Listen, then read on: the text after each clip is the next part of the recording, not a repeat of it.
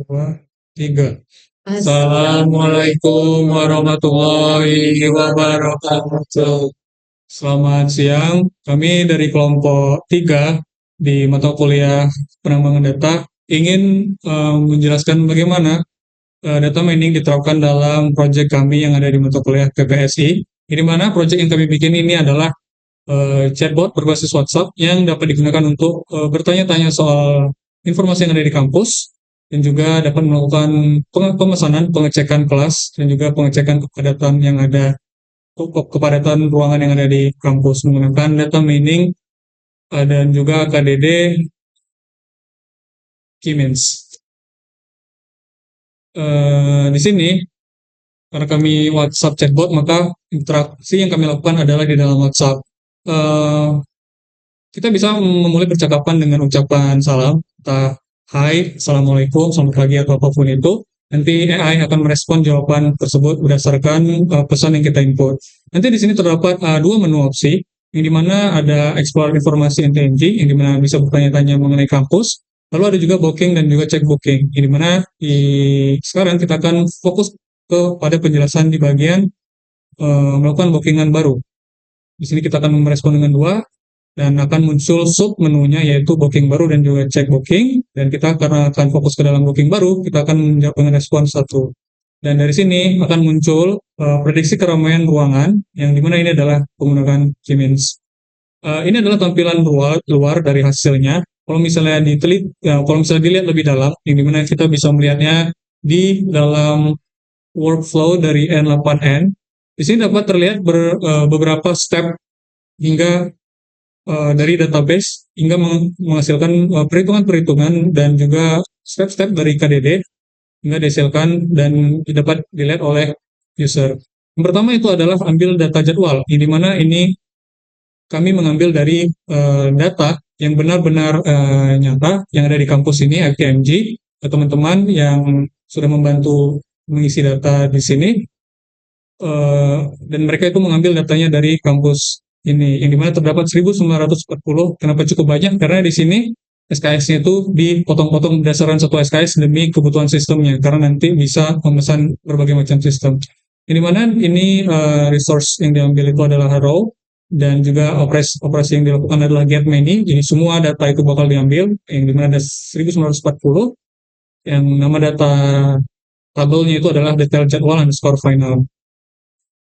Lalu dari semua data ini nanti akan dilakukan step pertama dari proses KDD, yaitu selection yang akan dijelaskan oleh Dinda. Nah, pada tahap selection ini, kita akan mengambil seluruh data raw data jadwal dari database to database, kemudian akan memilah atribut yang hanya relevan saja.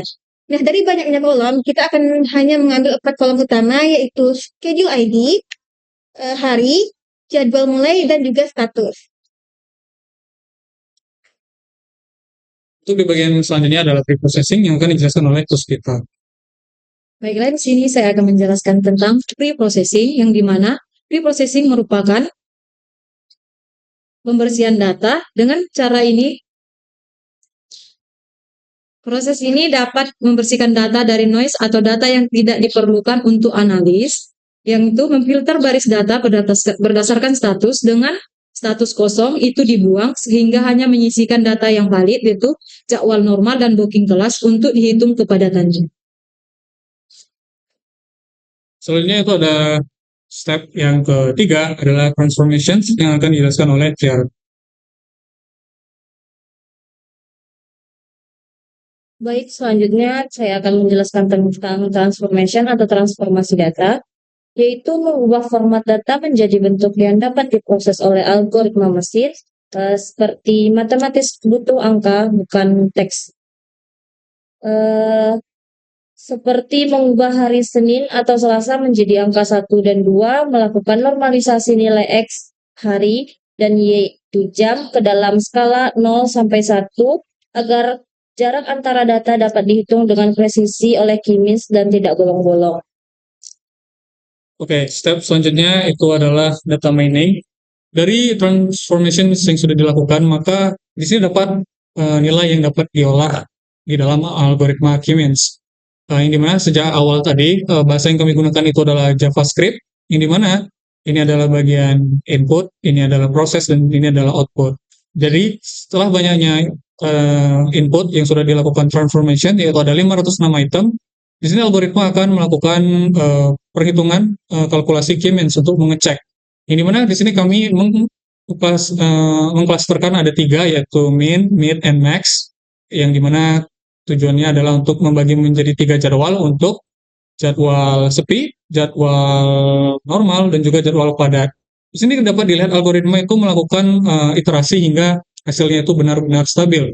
Di sini terjadi 2 iterasi, yang dimana statusnya itu sudah sukses dengan convergent, yang berarti dia sudah benar stabil. Kita bisa lihat historinya dari iterasi pertama dan juga iterasi kedua.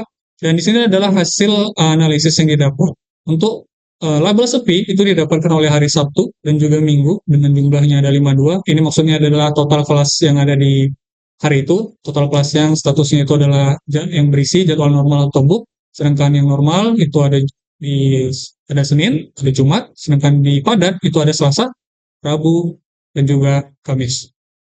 Ya, mungkin selanjutnya itu interpretation dan juga evaluation yang akan dijelaskan oleh Rifan. Selanjutnya itu ada interpretation dan evaluation. Pada tahap ini, hasil dari proses data mining yang sebelumnya sudah dijelaskan, diinterpretasikan dan diubah menjadi ke format output yang mudah dipahami oleh pengguna. Data yang disederhanakan menjadi teks atau teks informasi atau rekomendasi dalam bentuk WhatsApp. Oke, ketika sudah menghasilkan output berbentuk ini JSON, yang dimana di dalamnya itu ada nomor WhatsApp dan juga message-nya, maka akan diteruskan ke dalam node yang fungsinya untuk mengirimkan pesan ini ke nomor tujuan dari nomor underscore WhatsApp ini, variabelnya, dan juga isi pesannya itu adalah message. Sebentar, masih loading, agak sedikit melek. Nah, ini dia hasilnya, maka akan dikirimkan berdasarkan isi variabelnya, nomor ini, dan juga isi pesannya yang sudah diubah berdasarkan data mining tadi. Maka dari sana didapatkanlah insight kelas mana hari-hari apa saja yang memiliki status sepi, normal, dan juga sibuk. Dan dari sana kita bisa melakukan proses pemesanan kelas, dan user yang mau melakukan proses pemesanan kelas itu bisa, kira-kira di hari ini sih saya bakal memesan karena kemungkinan kelas kosongnya itu lebih besar. Boleh tolong dipegangin? Nah, jadi di sini untuk melakukan konfirmasi kita akan menjawab dengan oke. Boleh oke-nya itu besar, kecil, atau segala macam, nanti algoritma dan AI itu bisa ngebaca. Lalu di sini ada beberapa opsi, ada 2, 3, 4, dan 6 SKS. Kita coba aja cari yang 4. Kita bisa menjawab dengan keterangan 4 SKS, atau mau pilih 200 menit, atau dengan angka, tapi saya lebih suka angka karena lebih cepat saja. Misal kita mau di hari Kamis. Nanti di sini bakal ditampilkan seluruh list lokal yang kosong berdasarkan potongan-potongan atau bagian-bagian yang sudah dibagi menjadi 4 SKS. Di sini ada banyak list dan semua ini real time dan setiap step ini diambil berdasarkan database yang ada. Saya di sini akan mengambil kelas nomor 60 yaitu lab jaringan di jam 15.30 sampai 18.50. Ini hanya sebagai contoh saja. Di setiap chat ini maka terjadi proses CRUD dan di sini dia ingin meminta nama dosen. Kita akan isi.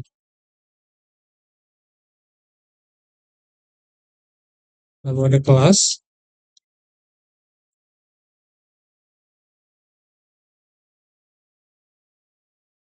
Lalu ada mata kuliah.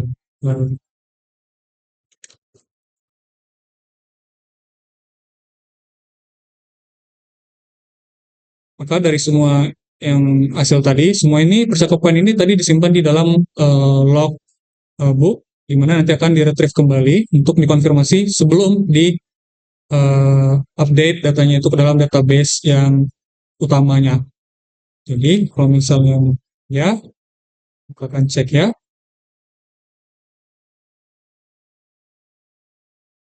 Ini sedang diproses ya. Sudah. Oke, booking berhasil, ruangan ini sudah ya, PKS Agung. Dan kalau misalnya kita lihat di dalam database, kita bisa melihat bahwasanya semua itu tadi tercatat di dalam tabel log booking. Ini dia tadi hari Kamis, data lab jaringan, jamnya, berapa SKS yang dia mau, nama dosennya, kelasnya, mata kuliahnya, ini schedule ID-nya, 910 booking ruang, dan seterusnya sudah selesai karena kita sudah selesai melakukan pemesanan. Dan kalau misalnya kita lihat di schedule ID 910 di bagian jadwal ini, maka kita akan coba 910. Oh, ini